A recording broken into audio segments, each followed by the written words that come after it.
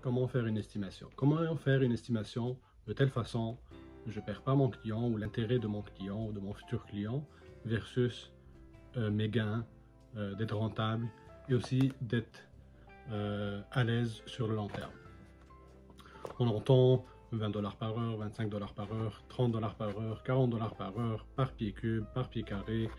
On entend plusieurs théorèmes ou plusieurs pratiques pour estimer le temps et l'argent ou le coût d'entretien ménager. En fait, avec l'expérience, vous allez comprendre que les critères varient selon les besoins du client, selon l'espace à nettoyer, selon la saleté de l'espace, selon la fréquence, une fois par semaine, une fois par mois, tous les jours. Donc toutes ces mesures rentrent en compte dans l'élaboration d'une estimation. Et quand vous commencez, c'est rare que quelqu'un va vous dire voici telle chose, vous allez facturer ce prix-là et ça va bien marcher. Déjà, l'information elle est très dure à trouver, que ce soit pour les clients ou pour ceux qui commencent dans l'entretien ménager. Alors pour vous donner une idée, en fait, pour vous partager ma façon à estimer, qui peut plaire à certains et qui peut ne pas fonctionner pour d'autres, mais la meilleure façon, c'est vraiment d'évaluer, par exemple, sur un 1000 pieds carrés, combien de temps ça me prend de passer l'aspirateur, combien de temps ça me prend pour laver ce 1000 pieds carrés, d'évaluer combien de temps ça me prend pour rafraîchir une toilette ou les comptoirs d'une cafétéria ou d'une cuisine, et avoir ce 1000 pieds carrés comme base. Je vous donne un exemple. Par exemple, pour un 1000 pieds carrés qui est à peu près un 5,5 ou un grand 4,5, un bon aspirateur à l'aise, c'est à peu près 45 minutes. Pour nettoyer l'extérieur d'une cuisine avec un rythme élevé, on parle d'à peu près entre 15 minutes, 30 minutes, s'il n'y a vraiment aucune tâche à enlever. Donc c'est vraiment essuyer. Donc on parle ici plus du côté commercial que du côté résidentiel. Donc, parce que le côté commercial, c'est l'entretien régulier, que ce soit une fois par semaine ou tous les jours. Donc, dépendamment de la fréquence, on va dire, ok, si c'est tous les jours, une petite cafétéria, donc on parle des armoires, une dizaine de tables, à peu près 15-20 minutes chaque jour. Parce que c'est sûr qu'on ne va pas faire tous les jours, on va faire donc les comptoirs par exemple tous les jours, les dessus de table tous les jours, les armoires peut-être une fois par semaine ou peut-être vraiment ciblé à la tâche, mais on va dire à peu près 15-20 minutes par tâche de nettoyage de cafétéria ou une petite cuisinette. Même chose pour les toilettes, donc une toilette avec 2 ou 3 toilettes, 2 éviers, un urinoir. On parle également d'à peu près une quinzaine. Laver le sol d'un 1000 pieds carrés, on parle de 10 minutes à peu près. Donc si on additionne 15 minutes toilette, 15-20 minutes, disons 20 minutes cafétéria, ça fait 35 minutes, 45 minutes d'aspiration, on parle de 1h20 plus 10 minutes de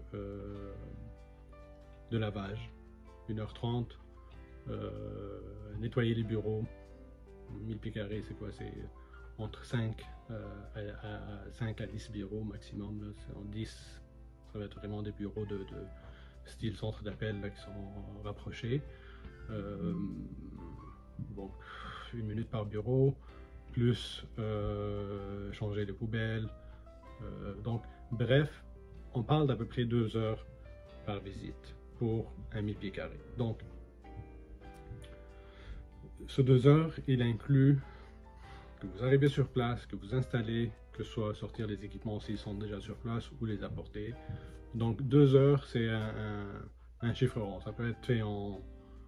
C'est sûr que après 2-3 visites, vous allez le faire facilement 1h30, 1h15 facilement. Surtout si on fait bien, on applique bien les techniques de nettoyage, on fait bien un bon nettoyage en profondeur régulièrement.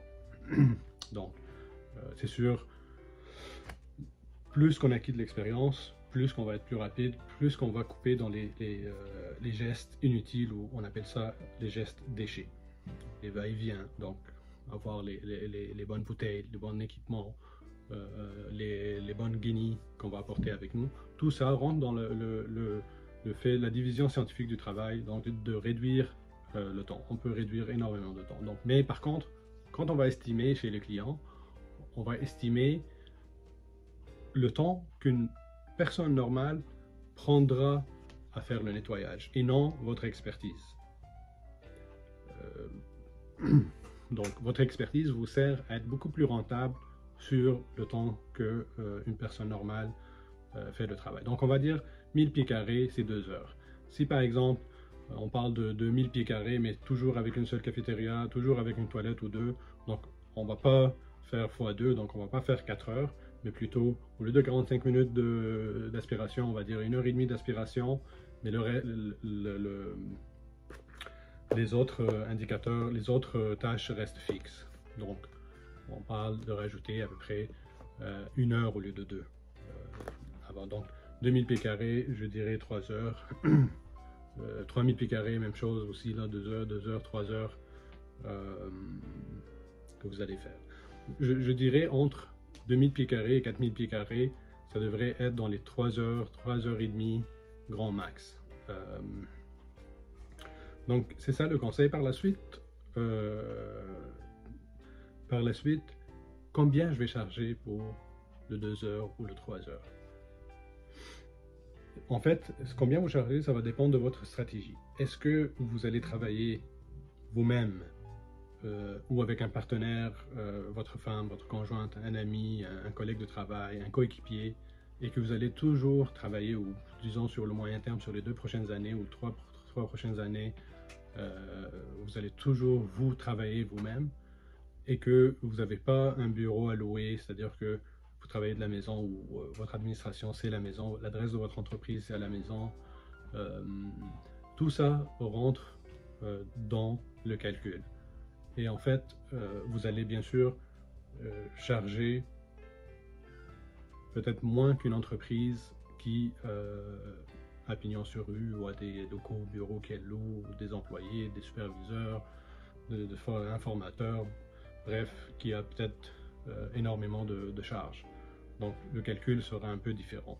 Par contre, donc, si vous avez une stratégie de croissance, dès le départ, il faut charger ou se comporter comme si vous allez avoir ces charges-là. Parce que une des plus grandes erreurs, c'est de charger bas au début, parce que vous voulez avoir le client, et en cours de route, quand vous allez commencer à engager des employés, ou quand un de vos équipements tombe en panne, ou quand vous allez commencer à payer l'impôt, payer le CNSST, le comité paritaire, la contribution à chambre de commerce, bref, vous savez, peut-être vous ne le savez pas, mais tellement de choses à payer que les 20 ou 25 $ de l'heure, c'est vraiment rien du tout. Ou vous allez subir, vous allez être fatigué, vous allez être écœuré au bout d'1 an de service. D'ailleurs, beaucoup d'entreprises ou beaucoup de gens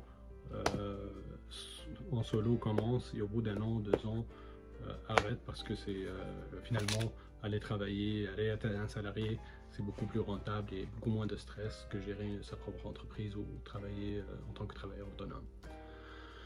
Donc, ceci pour dire que si vous travaillez seul, vous allez peut-être charger 30 $ de l'heure, donc pour un 1000 pieds carrés ou 35 $ de l'heure.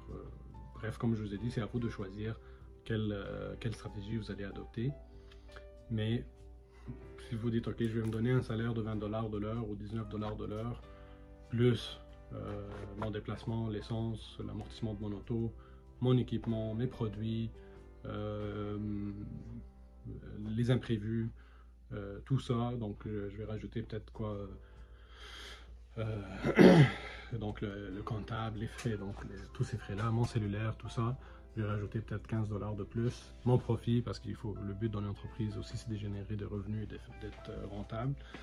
Donc si je me dis, ok, je vais charger 35 $ par heure estimée, je vais probablement charger par exemple 70 $ pour ce 1000 pieds carrés pour une visite par semaine. Si le client prend une visite toutes les 2 semaines, c'est sûr aussi, peut-être ça prendra le même temps, mais votre risque d'être moins rentable parce qu'un équipement vous a fait défaut ou parce que vous avez perdu, je sais pas, une bouteille de produit qui coûte 10 $, facilement on peut perdre notre profit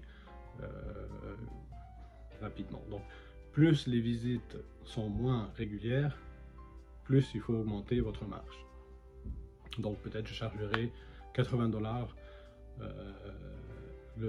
la visite au lieu de 70 par exemple. Si c'est tous les jours, à ce moment-là, ça sera différent. Peut-être je chargerai 28 $ de l'heure, 56 ou 30 $ de l'heure. Donc, j'espère que ça vous donne une idée.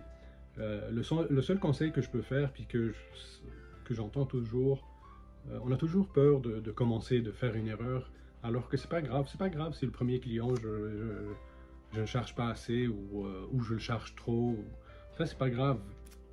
Donnez un prix, à peu près, essayez comme je vous ai dit, la meilleure façon, c'est d'essayer d'imaginer combien de temps ça va me prendre faire tout ça. Donc, un 15 minutes de plus ou un 15 minutes de moins, que vous perdez 2 $ ou 3 $ ou vous gagnez 5 $ de plus, c'est un détail dans vos débuts. Donc, plus que vous allez faire de l'entretien, plus que vous allez accumuler de l'expérience et plus vous allez en fait mieux estimer votre travail. N'hésitez pas à me soumettre vos questions et ça va me faire plaisir de vous aider et de répondre à toutes vos questions. Alors, surtout, afin de m'encourager, merci de liker la page et de me suivre. Et mon nom est Khaled et ça m'a fait plaisir de parler avec vous aujourd'hui. Bonne soirée.